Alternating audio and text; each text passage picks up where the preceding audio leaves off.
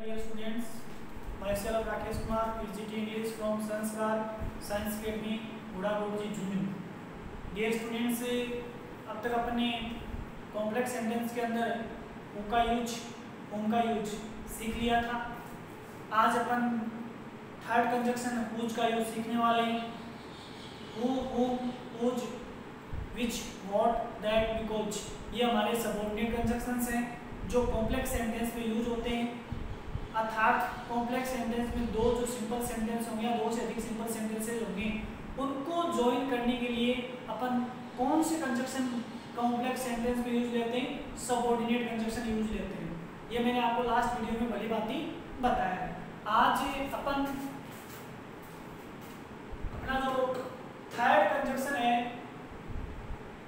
Whose, इसका use देखने वाले हैं। हुज का जो वर्ड मीनिंग है वो हिंदी में होता है जिसका, जिसकी, जिसके, ये वर्ड मीनिंग होता है हिंदी में। अंडरस्टैंड? आप अब ये कहोगे कि सर इसका जिसका, जिसकी, जिसके नहीं होता है, इसका तो किसका, किसकी, किसके होता है। आपका कहना लाजमी है, बट मैं आपको ये बताना चाहता हूँ कि हुज का जो मीनिंग किसका, किसकी, किसके होता है, तब वो कंजक्शन नहीं रहता, तो वो क्वेश्चन वर्ड बन जाता है। तो वो क्या बन जाता है? Question word. जब इसका हिंदी में जिसका, जिसकी, जिसके होगा तो ये क्या बनेगा? कंजक्शन बनेगा। ठीक है। अब देखो दूसरी बात, वह इसका जो यूज होगा वो फॉर पर्सन्स, इनके लिए फॉर पर्सन्स, यानी व्यक्तियों के लिए अपन क्या करेंगे? इसका यूज करें। वह व्यक्ति से जुड़ी हुई जो चीजें हैं, वस्तुएं हैं, जानवर हैं, उनके लिए भी इसका यूज किया जाता है। अब देखो, इसका यूज करने से पहले इसके फॉर्मूला है, उसको अपन क्या करेंगे? क्लियर देखेंगे। इसका एक फॉर्मूला है, पैटर्न है, जिसको आपको याद रखना पड़ेगा। उसके अकॉर्डिंग आपको क्या करना है? हुज का यूज दो या दो से अधिक सेंटेंस होंगे उनको जोड़ने के लिए करना पड़ेगा। इसका पैटर्न बनेगा person plus whose plus thing या कोई एनिमल।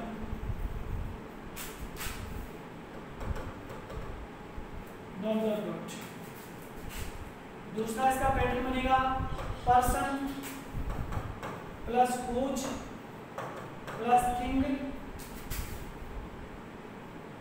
प्लस फिर पर्सन। जो अपन ने होम का सिखाया था वही पैटर्न आप दोबारा लागू यहाँ इसमें भी लागू प्लस पैटर्न। अब देखो मैं फॉर्मूले को दोनों को बता दूं आपको। थोड़ा व्यक्ति आएगा, उसके बाद में हुज आएगा, उसके बाद में या तो कोई वस्तु आ जाए या कोई जानवर आ जाए, तो अपन किसका यूज कर देंगे? हुज का यूज कर देंगे। अब दूसरा पैटर्न कहता है कि पहले पर्सन आना चाहिए, फिर बीच में हुज आना चाहिए, फिर दोबारा पर्सन आना चाहिए, फिर वर्ब आना चाहिए। ठीक है। अब ये जो फॉर्मूला मैंने सेकंड फॉर्मूला ये लिखा है यहाँ पे, ये फॉर्मूला हमारा किसका है? होम का भी है। किसका है? होम का भी है।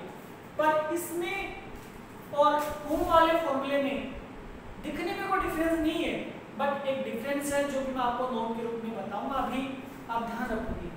देखो, होम का जो फॉर्मूला है वो है person plus home plus person plus verb. ठीक है।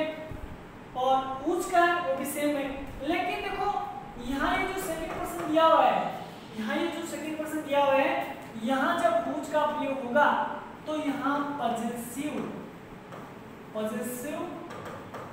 वर्ड होंगे या रिलेशन जो वर्ड होंगे वो काम में लिए जाएंगे। कौन से वर्ड काम में लिए जाएंगे? पॉजेसिव वर्ड या रिलेशन से संबंधित जो वर्ड होंगे वो काम में लिए जाएंगे। मैं कह सकता हूं कि सेकंड पर्सन में ध्यान में रखना sister, brother, father, mother, uncle, aunty, देखिए ये रिलेशन से जुड़े हुए या पॉजिटिव वर्ड से एक तरह से, ठीक है ना। तो यहाँ एक तरह से अपन क्या कह सकते हैं कि रिलेशन से जुड़े हुए पॉजिटिव वर्ड के बाद में क्या आएगा, रिलेशन से जुड़े हुए शब्द है। पॉजिटिव वर्ड के बाद में रिलेशन से जुड़े हुए वर्ड आएंगे। देखिए पॉजिटिव वर्ड पहले आएगा, इनसे पहले पॉजिटिव वर्ड आएगा और इनसे पहले पॉजिटिव वर्ड के बाद में क्या आएगा, रिलेशन वर्ड आएगा, ठीक है। कैसे आएगा मैं थोड़ा सा बता दूं। मैं थोड़ा पहले सेकंड जो हमारा फॉर्मूला है उसी को पहले मैं बताता हूँ, उसके बाद में फर्स्ट फॉर्मूला जो होगा वो बाद में बताता हूँ, ताकि नीचे है ताकि आपको अच्छे से समझ में आ जाए। और चाहो तो आप पहला भी सीख लो, एक ही बात है। देखिए सेकंड वाला जो फॉर्मूला है उसका एग्जांपल आप देख लीजिए, उसका एग्जांपल आप देखिए।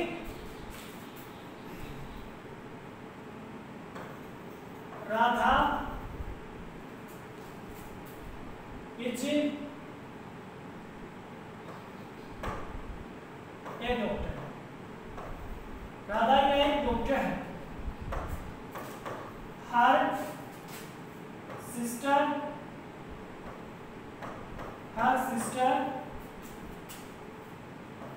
Is my friend, is my friend. अब ये एग्जांपल देख रहे हो आप, अच्छी तरह से देख रहे हो। राधा एक डॉक्टर है और उसकी बहन में क्या है, फ्रेंड, समझे। अब ये दोनों एग्जांपल आप देख रहे हो। अब यहाँ पहली बात तो आपको आइडेंटिफाई कौन सी करनी है कि इन दोनों में से प्रिंसिपल क्लोज कौन सा है।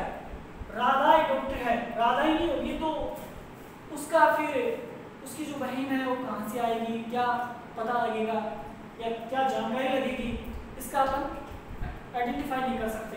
इसलिए जो फर्स्ट सेंटेंस है वो हमारा कौन सा क्लोज है, वो हमारा प्रिंसिपल क्लोज है। कौन सा क्लोज है, प्रिंसिपल क्लोज। कौन सा क्लोज है, प्रिंसिपल क्लोज। अब ये जो her sister is my friend है ये हमारा सबऑर्डिनेट क्लोज है। अपन ने आइडेंटिफाई कर लिया कि प्रिंसिपल क्लोज कौन सा है और सबऑर्डिनेट क्लोज कौन सा है। अंडरस्टैंड। अब देखो इसके बाद इनको हमें ऐड करना है, जोड़ना है, ज्वाइन करना है एक तरह से। सेकंड पैटर्न है हमारा, उस पैटर्न के अकॉर्डिंग ये सेंटेंस जुड़ेगा। देखिए इसको अपन एज ए सब्जेक्ट और एज एन ऑब्जेक्ट बना सकते हैं।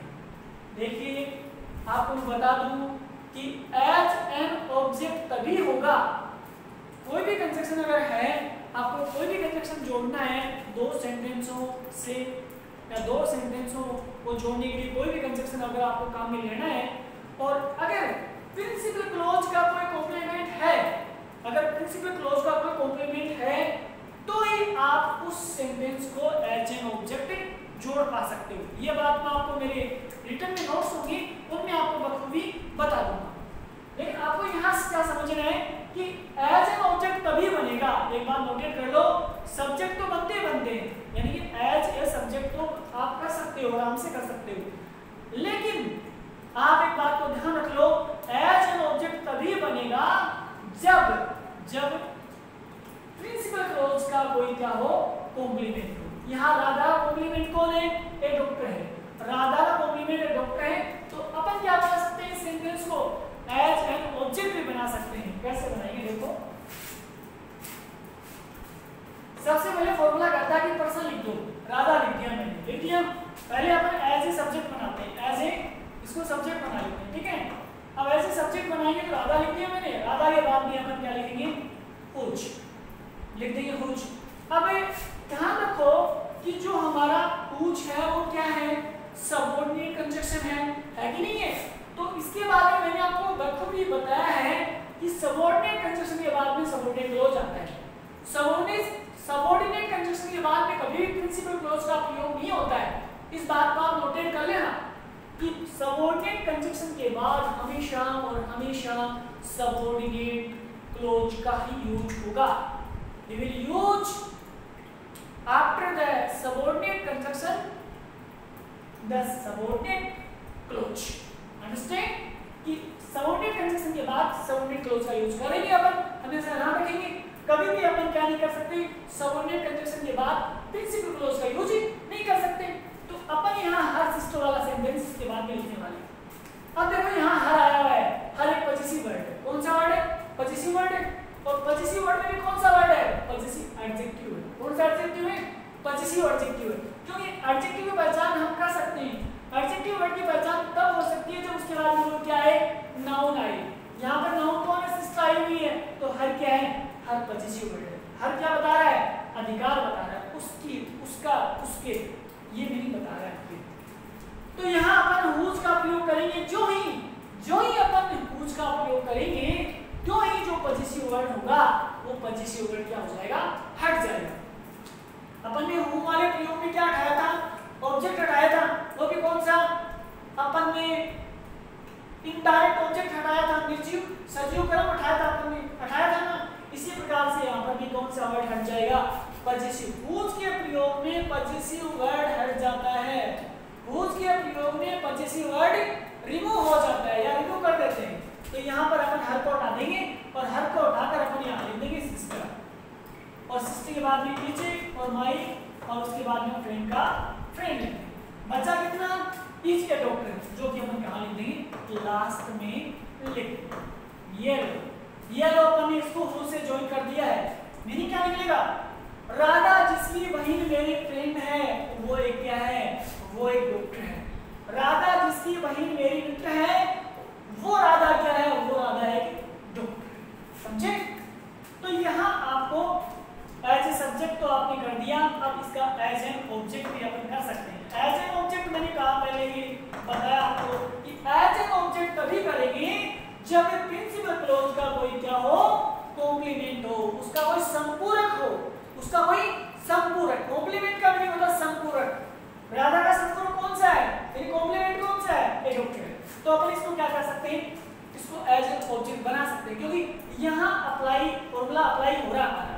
कहने का नहीं हमारा फॉर्मूला अप्लाई होना चाहिए, कहने का मतलब ये है कि फॉर्मूला अप्लाई होना चाहिए। कैसे कि राधा इज ए डॉक्टर, यानी पर्सन आ गया। डॉक्टर क्या है, व्यक्ति तो है, जानवर थोड़ी होते हैं डॉक्टर, पर व्यक्ति होता है। अब इसके बाद में अपन क्या कर देंगे, यूज कर देंगे, वही प्रक्रिया दोहराएंगे। जो प्रिंसिपल सबऑर्डिनेट क्लॉज है उसमें अपन पॉजिटिव वर्ड को रिमूव कर देंगे। उसके बाद में सिस्टर का सिस्टर, और सिस्टर के बाद में is my friend, is my friend, जो कि लास्ट में लिख दिया। तो डियर स्टूडेंट्स बन जाएगा Radha is a doctor who sister is my friend. Radha एक डॉक्टर है जिसकी बहन मेरी क्या है, जिसकी बहन मेरी मित्र है। समझे? इस प्रकार से अपन ने इसको एज एन ऑब्जेक्ट और एज ए सब्जेक्ट सीखा। देखिए डियर स्टूडेंट मैं आपको बता रहा हूं यहाँ पे कि यहाँ इस सेंटेंस में सब्जेक्ट कहाँ तक है, वही किया है, यानी राधा से लेकर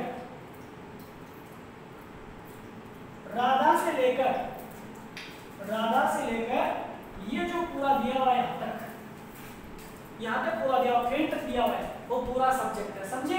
यहाँ क्योंकि अपन को क्या करना है, उसको सब्जेक्ट में रखना है, तो यहाँ राधा से लेकर फ्रेंड तक पूरा सब्जेक्ट है, इज वर्ब है, और ये डॉक्टर कॉम्प्लीमेंट के रूप में ऑब्जेक्ट है। इसमें सब्जेक्ट कौन सा है, राधा है, वर्ब कौन सी है, इज है, और ए से लेकर पूरा सेंटेंस क्या है, ऑब्जेक्ट है। कहाँ पाया गया, कुछ ऑब्जेक्ट में। इसमें कहाँ पाया गया, कुछ सब्जेक्ट में, इसलिए इसका उपयोग हो गया एज ए सब्जेक्ट, और इसलिए इसका यूज हो गया एज एन ऑब्जेक्ट। ऑब्जेक्ट में तभी होगा जब कॉम्प्लीमेंट होगा, अर्थात हमारा पैटर्न अप्लाई होना चाहिए, तभी अपन क्या कर सकते हैं, एज एन ऑब्जेक्ट कर सकते हैं। ये तो था हमारा, ये अपना सेकंड जो फॉर्मूला था ये था हमारा। अब अपन फर्स्ट जो फॉर्मूला है person plus whose plus thing plus animal, मैं यहाँ दोबारा लिख देता हूँ। पर्सन पैटर्न हमारा person plus whose plus thing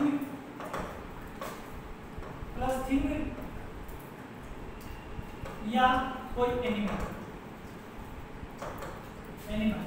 plus verb, ये आए। इसका एग्जांपल ले लेते हैं। फॉर एग्जांपल देखेंगे, मोहन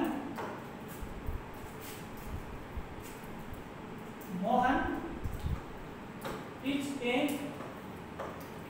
फार्मर। मोहन एक किसान है। Is goats are grazing in my field, in my field। अब देखो, आप देख पाओगे कि इसमें प्रिंसिपल क्लॉज कौन सा है, तो आपको साफ साफ पता चल रहा है कि पहला सेंटेंस कौन सा है, प्रिंसिपल क्लॉज। समझ गए? His goats are grazing in my field, तो ये हमारा कौन सा है, ये हमारा सबऑर्डिनेट क्लॉज है। समझ गए? आपने क्लॉज तो जान ली, अब इसके बाद में फॉर्मूला अप्लाई कर देंगे। सबसे पहले अपन क्या लिखेंगे, पर्सन लिखेंगे, इसको अपन एज ए सब्जेक्ट और एज एन ऑब्जेक्ट बना सकते हैं। वही बात है ना कि कॉम्प्लीमेंट आ गया, अगर कॉम्प्लीमेंट नहीं आता ना ऑब्जेक्ट के रूप में नहीं बना सकते थे। समझ गए मेरी बात को? तो सबसे पहले एज ए सब्जेक्ट बना लेते हैं, एज ए सब्जेक्ट बनाओ इसको। कैसे बनाओगे कि मोहन का मोहन एज ए सब्जेक्ट बनाओगे ना, तो जो इससे लेकर कॉम्प्लीमेंट है ना वो लास्ट में चला जाता है। ये बात ध्यान में रखना कि प्रिंसिपल क्लॉज में सब्जेक्ट लिख देते हैं और जो बचा हुआ सेंटेंस है वो सबऑर्डिनेट क्लॉज के बाद भी लिखते हैं, लास्ट में लिखते हैं। मोहन के बाद में क्या आएगा, हुच, फॉर्मूले के अकॉर्डिंग हिच, मैंने कहा पॉजिटिव वर्ड हट जाता है। उसके बाद में गोट्स, गोट्स क्या है, गोट्स से यानी जानवर है, तो ये जानवर आ गया। उसके बाद में वायर आर आ गई और ग्रेजिंग इसके साथ मैनवर आ गई, और उसके बाद में इन माई फील्ड आ गया। जो कि हमारा कौन सा क्लॉज है, सबऑर्डिनेट क्लॉज है।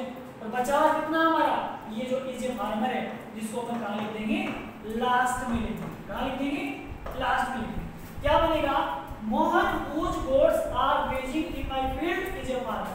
मोहन जिसकी बकरियां मेरे खेत में चर रही हैं, वो क्या है, किसान है। वो क्या है, किसान है। यहाँ पर सब्जेक्ट कहाँ से कहाँ तक है, मोहन से लेकर के यहाँ फिर तक सब्जेक्ट है, तो यहाँ whose का पाया गया, सब्जेक्ट में पाया गया।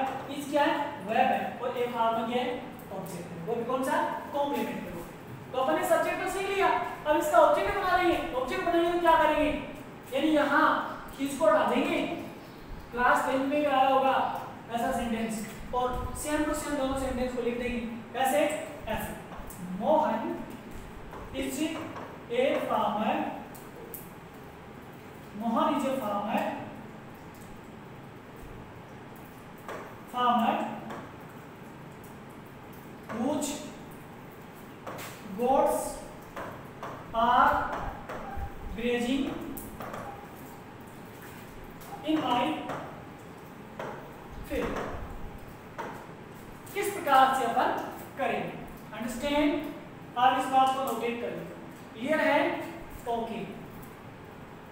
आप देखो, अपन ने यहाँ क्या सीखा, अपन ने यहाँ सीखा कि मोहन तो सब्जेक्ट है, इज वर्ब है, और ए से लेकर फिर तक पूरा क्या है, ऑब्जेक्ट है। whose कहाँ मिला हमें, ऑब्जेक्ट में मिला। कहाँ मिला, ऑब्जेक्ट में मिला। तो अपन कह सकते हैं कि whose का प्रयोग यहाँ पर किसी रूप में हुआ, ऑब्जेक्ट में हुआ। तो माय डियर स्टूडेंट्स, मैंने हम ये फॉर्मूला आपको बताया था कौन सा, कि person plus whose plus thing plus या एनिमल प्लस जानवर। या तो यहाँ whose के बाद में कोई वस्तु आ सकती है, या कोई जानवर आ सकता है, या कोई जानवर आ सकता है, इससे कोई फर्क नहीं पड़ेगा। लेकिन उस वस्तु या जानवर से पहले पॉजिटिव वर्ड जरूर आएगा, और उस पॉजिटिव वर्ड को अपन क्या कर देंगे, हटा देंगे, और हमारा जो सेंटेंस होगा वो whose से ज्वाइन कर देंगे।